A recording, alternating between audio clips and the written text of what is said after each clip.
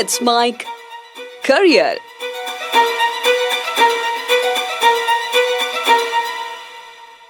नमस्कार, let's mic नौकरी search में आपका स्वागत है। इस कार्यक्रम में हम केंद्र और राज्य सरकार के अधीन विभिन्न सरकारी भर्तियों की, इसके अलावा जो प्राइवेट सेक्टर में नौकरी है उन सब की बातें करते हैं। आज बात करने वाले हैं 3-4 कुछ नौकरियों की। देखते हैं कौन कौन सी इसमें से कुछ परीक्षाएं ऐसी हैं जिनकी अंतिम तिथि आवेदन की बढ़ा दी गई है, उन पर भी नजर डालते हैं। और इसके अलावा कुछ जो नई वैकेंसी भी आई हुई है उन पर भी नजर डालते हैं। शुरुआत करते हैं सबसे पहले MPESB मध्य प्रदेश में जो टीचर की वैकेंसी है, इसमें आवेदन की अंतिम तिथि बढ़ा दी गई है। पूरी जानकारी भी देखते हैं। आवेदन की अंतिम तिथि बढ़ा दी गई है। ये 13,000 पदों पर भर्ती है, शिक्षकों के लिए भर्ती है। अब इसकी पहले आवेदन तिथि थी 6 अगस्त, अब इसको बढ़ा के कर दिया गया है 25 अगस्त। तो अगर आप शिक्षक भर्ती परीक्षाओं की तैयारी कर रहे हैं, मध्य प्रदेश में जाने में आपको कोई परेशानी नहीं है या आप वहीं के निवासी हैं, तो आपके लिए एक अच्छी अपॉर्चुनिटी है। 13,000 पदों पर यह भर्ती निकाली गई है। विस्तार से जानते हैं कब आवेदन कर सकते हैं, कितनी इसमें फीस रखी गई है, पात्रता की शर्तें क्या हैं, शैक्षणिक योग्यता क्या है, आइए जानते हैं। तो पहली बात, पद कितने हैं ये मैं शुरू में बता चुका हूँ। 13,000 से ज़्यादा इसमें पद है और पहले इसकी आवेदन तिथि 6 अगस्त थी, जो अब कर दी गई है 25 अगस्त। इसके अलावा करेक्शन अगर आप फॉर्म में करना चाहते हैं, यानी कि फॉर्म भरने में कोई गड़बड़ी हो गई है, तो इसको भी अब 26 अगस्त तक आप करेक्ट कर सकते हैं। ये ऑनलाइन आवेदन की प्रक्रिया काफ़ी पहले ही शुरू हो गई थी। जुलाई के महीने में 18 तारीख से प्रक्रिया शुरू हो गई थी। अब इसके लिए अगर आपने अभी तक आवेदन नहीं किया और करना चाहते हैं, तो इसके लिए वेबसाइट है esb.mp.gov.in, यहाँ जाकर आप आवेदन कर सकते हैं। मध्य प्रदेश सरकार का जो स्कूल शिक्षा विभाग है वो ये परीक्षा करा रहा है। इस स्कूल शिक्षा विभाग के अधीन 10,150 पदों पर और जनजातीय विभाग के अधीन 2,939 पदों के लिए ये परीक्षा आयोजित की जा रही है।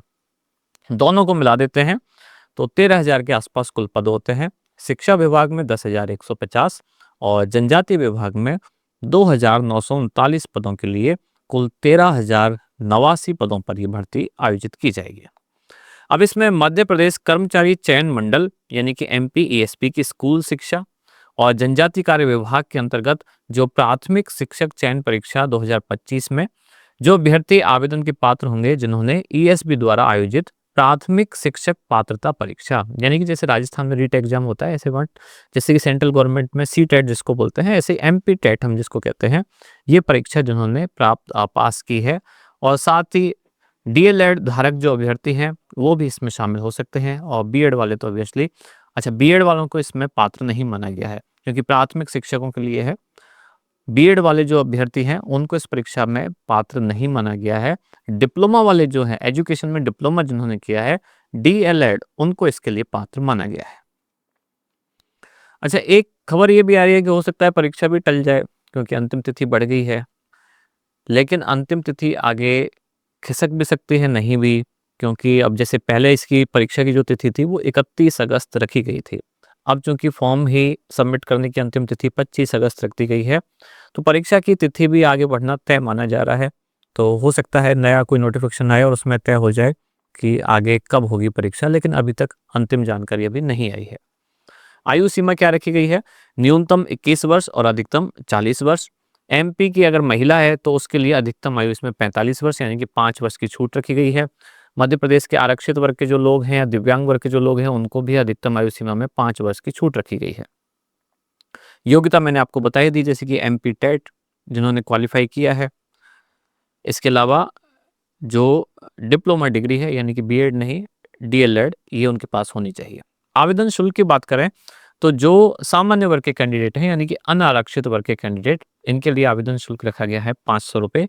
और मध्य प्रदेश के जो OBC, SC, ST दिव्यांग हैं, इनके लिए आवेदन फीस रखी गई है 250 रुपये। तो आपके लिए एक अच्छी जानकारी है। अभी तक अगर आपने अप्लाई नहीं किया है तो आप कर सकते हैं, अंतिम तिथि इसकी बढ़ गई है। आइए अब अगली जानकारी पे नजर डालते हैं। ये है भारतीय वायुसेना में जो अग्निवीर की भर्ती है, जिसको कहा जाता है अग्निवीर वायु।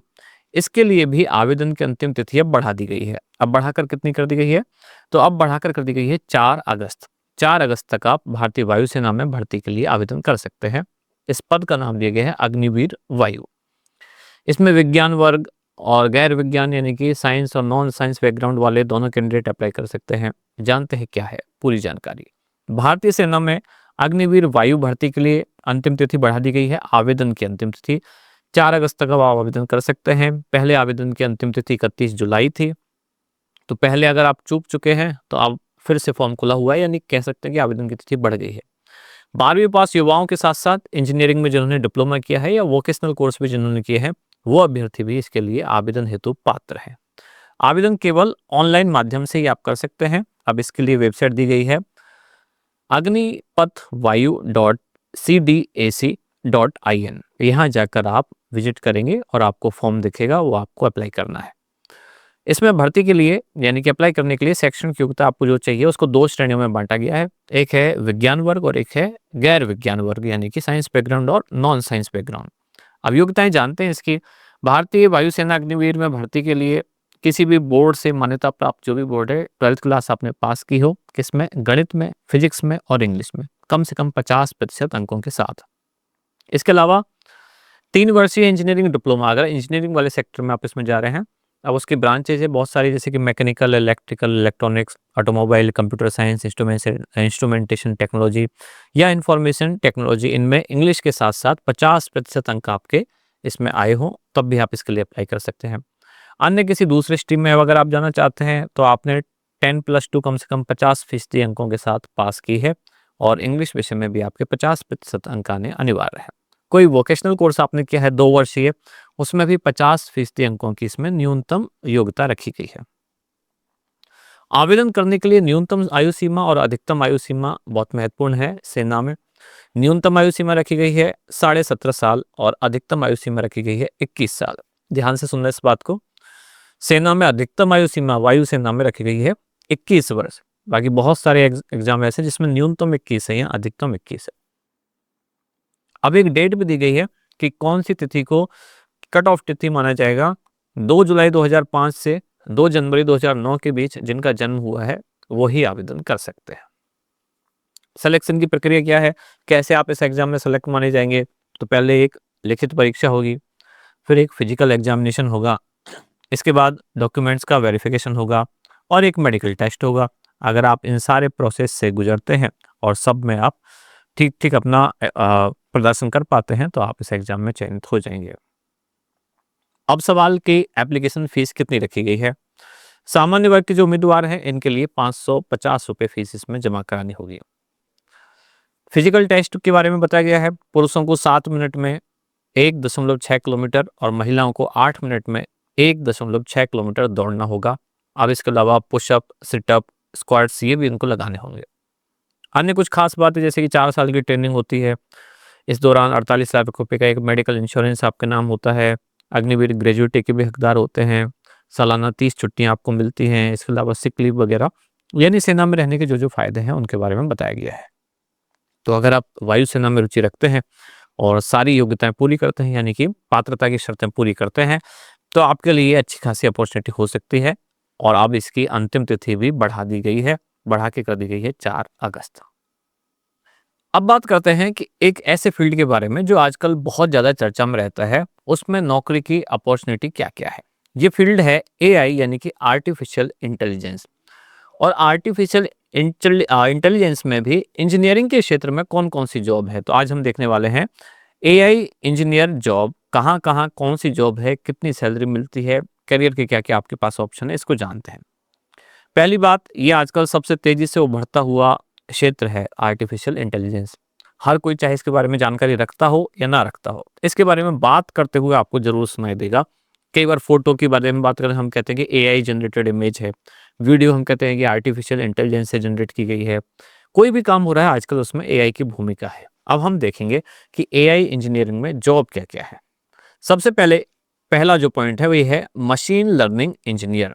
यानी सबसे पहले आपको इसमें जो ऑफर किया जा रहा है, मशीन लर्निंग इंजीनियर का काम क्या है, ऐसे सिस्टम बनाना, भविष्यवाणी जो कर सके या एल्गोरिदम को ठीक से एनालाइज कर सके या पूर्वानुमान जो लगा सके, डेटा एनालिसिस कर सके, डेटा का पैटर्न जो है वो आपको आइडेंटिफाई करके दे सके और इनमें अच्छा खासा प्राइवेट सेक्टर में आपको पैकेज दिया जाता है जॉब में, यानी कि 1 करोड़ से लेकर लगभग 1.5 या 2 करोड़ तक के भी सालाना पैकेज हैं जो अच्छे इंजीनियर हैं उनके। दूसरा इसमें आता है अगला जो प्रोफाइल ये है कंप्यूटर विजन इंजीनियर। अब ये क्या काम करते हैं? ये ऐसे एल्गोरिदम को या ऐसे सिस्टम विकसित करने में काम करते हैं जो कि वीडियो और इमेज के साथ विजुअल डेटा ये सब आपस में डेवलप करने में सक्षम हो। तीसरा होता है जैसे कि रोबोटिक्स इंजीनियर। बहुत सारी इंडस्ट्री ऐसी हैं जहां रोबोटिक्स आजकल एक नया माध्यम बन गया। अब मैनुअल पावर होती जा रही है कम और मशीन होती जा रही है ज़्यादा, तो ये काम क्या करते हैं? रोबोटिक एप्लीकेशन बनाते हैं। ये रोबोटिक सिस्टम का डिजाइन करते हैं, उसका विकास करते हैं, उसको ऑपरेट करते हैं। अच्छा खासा वेतन लगभग 1 करोड़ वार्षिक वेतन इस क्षेत्र में इंजीनियर्स को प्रदान किया जाता है। अगला है डीप लर्निंग स्पेशलिस्ट। ये भी इंजीनियर जो है एडवांस मशीन लर्निंग टेक्नोलॉजी को बनाने में और उसके उपयोग पर काम करते हैं। वार्षिक सैलरी इनकी भी 1 करोड़ के आसपास होती है। अगला इसमें फील्ड है Claude AI engineer. Claude AI engineer क्या करता है? क्लाउड कंप्यूटिंग और आर्टिफिशियल इंटेलिजेंस इन स्किल्स का इस्तेमाल करके AWS या इसके अलावा गूगल क्लाउड प्लेटफॉर्म, इस तरह के जो प्लेटफॉर्म हैं उन पर एआई सॉल्यूशन को डिजाइन करना इनका मुख्य काम है। अगले हैं data scientist. Artificial intelligence data science को भी अच्छा खासा एक करियर का ऑप्शन देता है।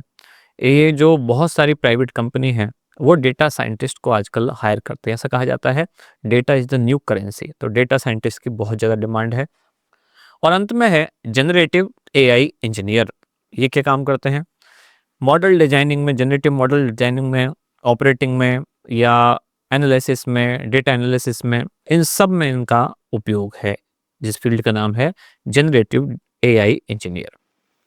यानी इस छोटे से सेगमेंट में हमने जाना आर्टिफिशियल इंटेलिजेंस के क्षेत्र में, इंजीनियरिंग के क्षेत्र में कौन कौन सी अपॉर्चुनिटी है और कितना उनको वेतन दिया जाता है। 3 तरह की जॉब की हमने बात करी। एक है शिक्षक भर्ती मध्य प्रदेश सरकार में, दूसरी है वायुसेना में, और तीसरी हमने देखा आर्टिफिशियल इंटेलिजेंस के क्षेत्र में इंजीनियर भर्ती। अगर ये जानकारी आपके काम की है, आपको पसंद आई है, तो कमेंट्स में हमें ज़रूर बताएं। इसी तरह की अन्य जानकारियों के लिए जुड़े रहिए लेट्स माइक के साथ। धन्यवाद।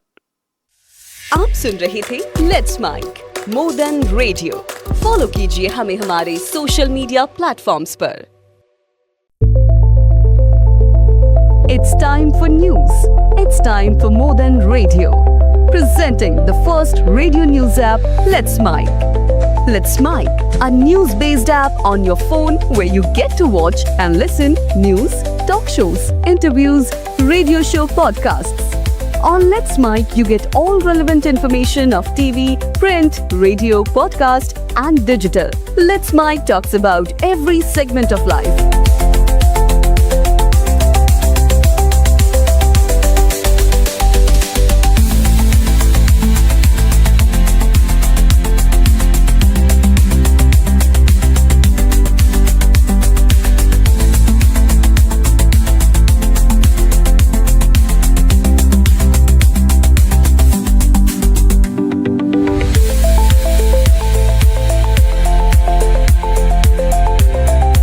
Download the app now from Play Store. Available both on Android and iOS mobile phones. Follow us on YouTube, Instagram, Twitter, LinkedIn, Facebook, Telegram, WhatsApp, Snapchat. Let's talk, let's connect, and let's mic.